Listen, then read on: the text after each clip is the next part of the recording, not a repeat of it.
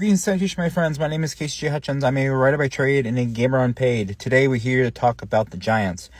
Yes, I am sure you've heard of them in many different media, in stories, and books along your travels. Doesn't mean they're any more or less entertaining. So here we go. In the world of Magic Totem, they reside in the land of Reus, which is a place crafted in the sky, specifically in clouds. It's only accessible by a beanstalk, which is monitored and guarded by a man named Jack. But we're not here to talk about the land, we're here to talk about the Giants. So, residing in the land of Reus, there are 4 different kinds of Giants. And I'm going to give you a little treat, because in the book, I don't think I named the kinds for you. So, here's little extra things for those who have read the books and know who or what I am talking about. So, the very first one I'm going to talk about is the Gigantus, which Gigantus are kind of an extremist group among the Giants. Because you see, Giants weren't original, if that makes any sense. Originally, they were Cyclops, and specifically Cyclops who had fled from Graecia, their neighbor, over the water, who had upset the gods and goddesses to a point that made them fear living there longer. There's also an argument that maybe they were a little threatened by how strong the Cyclopses were. However, whatever the story, they ended up in the land below them, which is Fabulum. Now, obviously, it was terrifying for the humans that lived in Fabulum at the time, and it caused an outbreak of war between the two of them. And by the end of the conflict, they ended up making peace. Now, over the years, they had to experiment with magic and stuff to be able to figure out how they coexisted. That's how the land in the sky happened, Reus. But another thing that came crafted was this medallion that allowed the Cyclopses to shrink down to human size, which made their counterparts feel much more comfortable. And at the time when they didn't have their land in the sky, them much more comfortable they could coexist in the same places.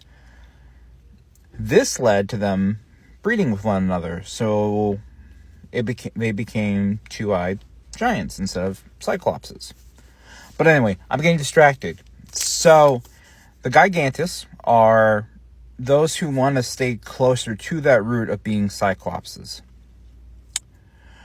Which means they were more ready for battle. So a lot of the times you see someone who identifies as this class is they're wearing creation armor, so fully done, even though there's no war. They've been practicing for battle for years, again, with no provocation. And they have resistance to lava, which is interesting in and of itself, because in the world of Magic Totem, Cyclopses used to be able to breathe fire. Why and how, I will tell you maybe in another video when we get to that. Just for now, they basically want to be Cyclops, but they're not.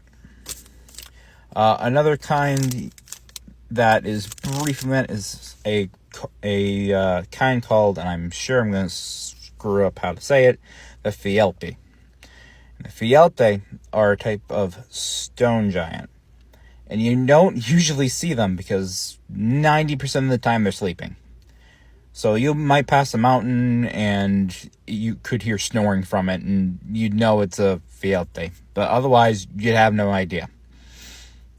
That's basically all they do, though. Very cool looking creatures because the irises of their eyes are different stones, so they could be ruby eyes or sapphire or emerald or topaz.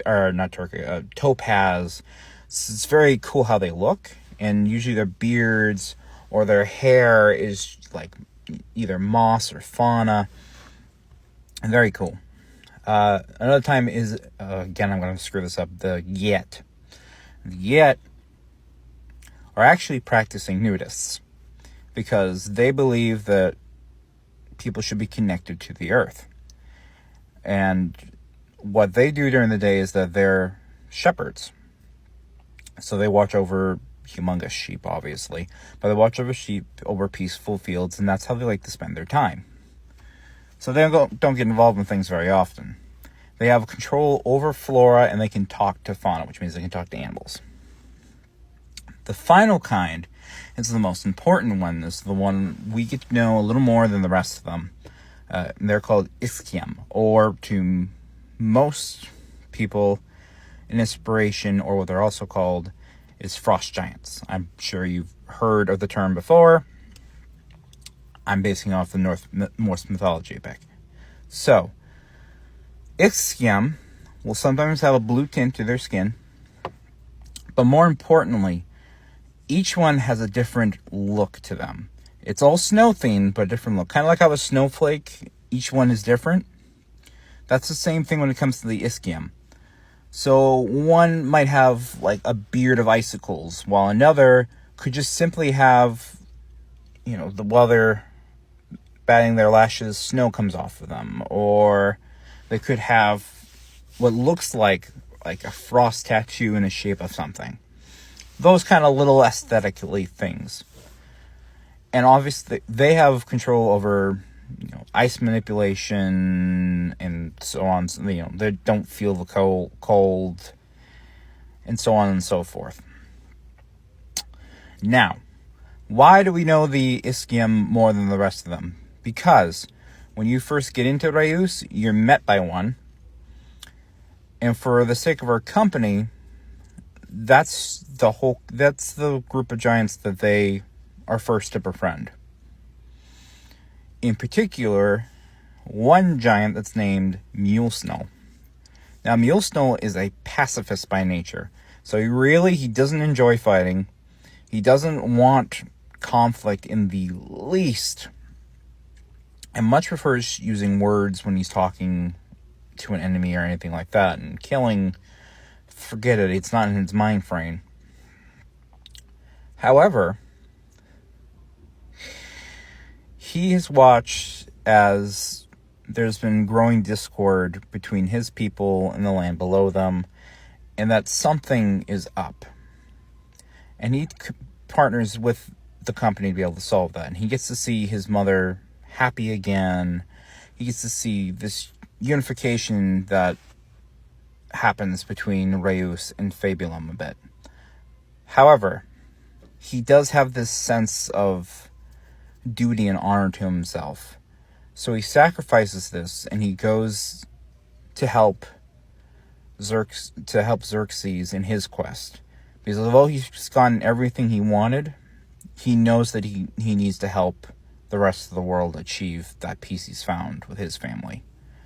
Which is really kind and nice, and I really wish I didn't have to write it like that.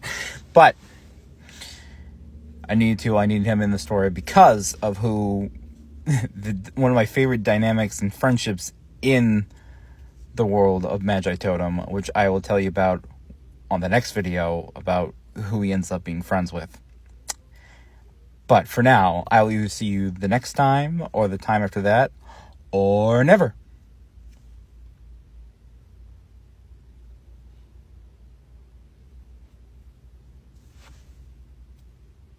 Bye-bye.